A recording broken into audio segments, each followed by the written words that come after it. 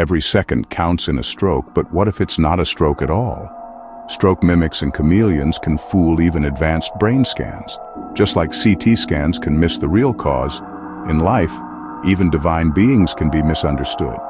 Take Lord Siva, called Apratipurusam, the one with no equal, yet his silence caused deep pain to Sati.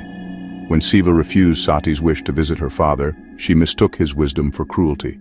Her emotional turmoil, silent yet explosive, mirrors how subtle brain events can mimic major strokes. Truth isn't always what it seems. Whether in neurology or relationships, misreading signals leads to suffering. Clarity requires deeper insight, both medical and emotional. KneeTie GoRunGo.